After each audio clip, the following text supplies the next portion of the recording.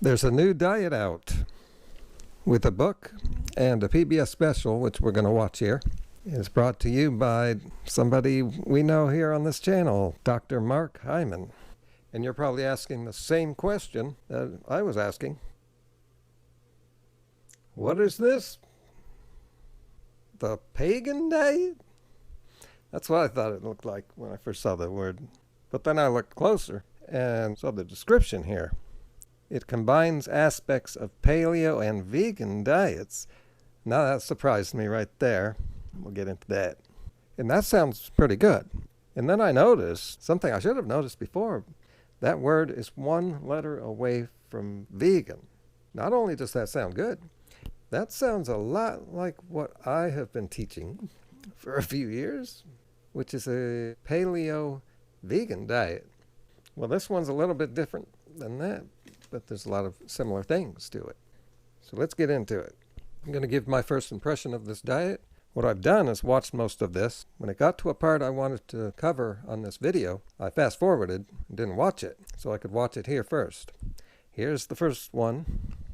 The most important course I never took in medical school was food as medicine.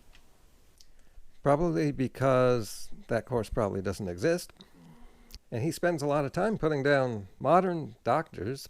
And I like to always point out that he is one that he speaks of, just like politicians on the right are always putting down government. Well, you are the government. And there's certain media criticize the media, that they are the media. They're all scammers. And I've called this guy a scammer many years ago. A lot of people are scammers. But this diet and presentation are pretty good. So we'll just stick with the information in this video. In this program, I'm going to share with you how to use food to heal for most of your chronic health issues. I'm going to teach you how to heal with meals. The last thing we need is a new diet. But we do all need a guiding set of principles that can help us design a way of eating this delicious, nourishing... Now, before you call him a hypocrite, this new PEGAN diet is not really a diet. As he keeps saying, it's true that it's a set of principles, a way of eating. It's similar to the way I've eaten for a long time. To help you take advantage of the latest science of food as medicine by following the principles of the PEGAN Diet, which is kind of a spoof on the diet wars of the extremes of paleo and vegan. The PEGAN Diet combines the latest nutritional science with common sense and focuses on what we all agree on: quality, nutrient density, whole foods, good fats, high-quality protein, and mountains of colorful fruits and veggies. Oh, there's a lot in here. Save some of that for a video next week. Let's see. He said high-quality protein. Yeah, I've always had a problem with that. The body doesn't even use protein. It uses the amino acids, breaks the protein down into amino acids, and puts it in the amino acid pool. So it doesn't really matter where they came from. It doesn't matter what the quality was. That was just a segue here. I always have to clarify that one. Everything else sounds good. In fact, there is no such thing as junk food. There is only junk and there's food. I made up that saying many years ago.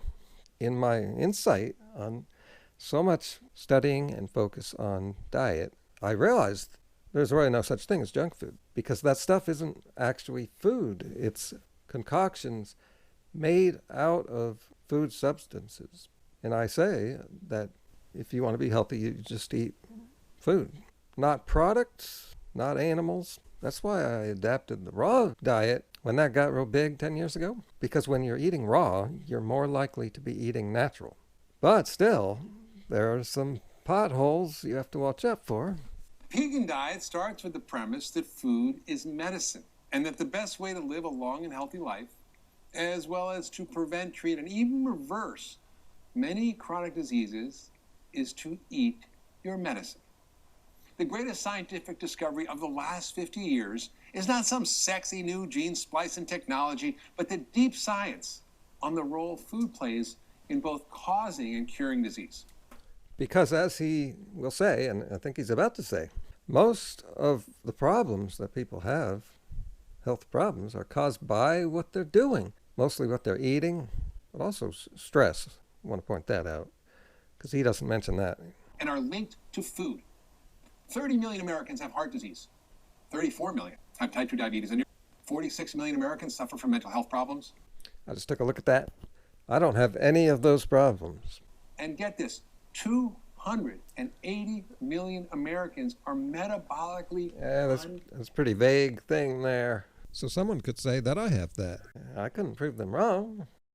Right here, he quickly summarizes the PEGAN diet. A whole foods, anti-inflammatory, low starch and sugar, high fiber, higher fat diet. Well, there at the end, I just heard he said higher fat. Did he say higher fat? Higher? Well, higher than mine. He doesn't actually mean that. He means higher than the low-fat diets all of us healthy people are eating. He talks about that later. Yep, I have to cover that. How can food be that effective in fixing all those problems, all those diseases that, in fact, traditional medicine does not believe are reversible? Oh, very interesting. It's not that they fix the problems, it's that they reverse them. They just go away. The body brings itself back to its normal state, homeostasis. So my ending message here is, I said that people don't want to change their diet. The problem really is that they don't think they want to change it. If you were to force someone to change it, after a few weeks, they would find that they easily adapted to it and would probably stay on it. The problem is just that they don't want to. And he is on the right track by showing them a way of eating healthy that is more easy, more likable. And that's exactly what I've done. I have done it better. I'm doing almost everything better than him. This presentation is pretty vague, and his book pretty thick. My book is really thin, and it's simple. By the way, books are only thick, so that on the shelves, they take up a lot of room, and they're more easily seen. Did you know that? This presentation here is vague, so it can be really long, once again, to fill up room. And I don't do any of that stuff. I just give you the big truths, and that makes it really easy. Now, he's making it easier than most people make it, but it's still complex compared with the simple truth that I give you in 60 pages.